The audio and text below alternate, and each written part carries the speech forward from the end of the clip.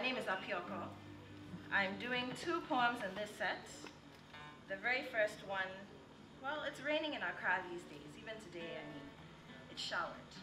And when it rains in Accra, one of the things that happens is floods.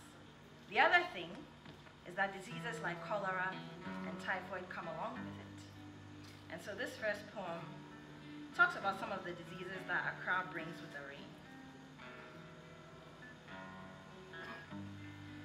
Your lips are blue, almost black and swollen with yellowish cracks carved into them. Your cheeks are scorched, deflated tennis balls. Your stomach is painfully puffed up in sharp, awkward contrast to your bony, mutilated, fragile frame. Your eyelids are thin and sunken with dark discoloration. Your nails are a putrid, mucusy yellow. I should stop looking at you. I can't look at you anymore. It's too painful. It's disgusting. This isn't you. This cannot be you. 2 weeks ago, we strolled, our hands intertwined in a tangled grip, our childish cords prancing through the streets of Accra Central, our stomachs leading us the way to Naomi's Kinke table stall. You spoke of a new crush, and I rattled and chatted and gushed and blushed with Fifi's name, itching to roll off of my tongue every other second.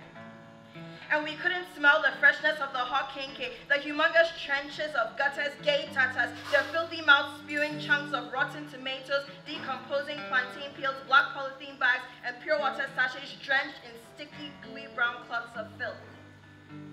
These valleys of filth were full of a thick, blackish, brownish, viscous liquid. Flies the size of my palm, they danced at Bajakpan Logo Adowa, calling one another to come and discover the nasty treasures that the so-called intelligent human beings of Accra had left for them.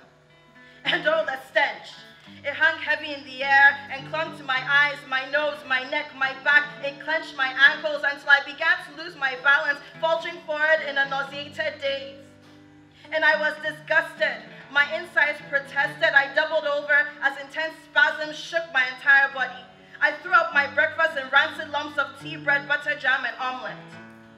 And the lumps trickled down to join the chunks of rotten tomatoes, decomposing plantain peels, black polythene bags, and pure water sachets that drenched in sticky, gooey brown clots of filth. Anytime I opened my burning eyes, the revolting chunks of rotten tomatoes, decomposing plantain peels, black polythene bags, and pure water sachets drenched in sticky brown clots of filth, the thick, blackish, brownish, viscous liquid, the flies the size of my palm, they all looked me right in the eye, and then I continued to throw up my breakfast in rancid lumps of tea, bread, butter, jam, and omelette. I said the kinke was a bad idea. I said that we could not buy food from such a place. You said that the kinke was tasty, and that the best local food joints in Accra were all set up beside gutters. You asked me if I knew what the fancy restaurant chefs did to my food before it landed on my table, all pretty and delicious looking. So we bought the kinke, but I felt too sad to eat it with you. And then last week, you began to throw up your breakfast in rancid lumps of tea, bread, butter, jam, and omelette. Your skin became sticky and sweaty, your face was twisted in pain, and you would not see a doctor. And then on Thursday, the ambulance came to the office and you had collapsed. I sobbed my heart out by your sickbed. I couldn't bear to look at all the tubes and needles and the nurses buzzing in and out to look at you, to touch you, to fill you with drip bags, and to tell me that you were gone. And now, your lips are blue, almost black and swollen with yellowish cracks carved into them. Your cheeks are scorched, deflated tennis balls. Your stomach is painfully puffed up in sharp, awkward contrast to your bony, mutilated, fragile frame. Your eyelids are thin and sunken with dark discoloration. Your nails are putrid, mucusy yellow. I should stop looking at you. I can't look at you anymore. It's too painful. It's disgusting. This isn't you. This cannot be you. And now I'm here, mourning such an intellectual, a young life wasted.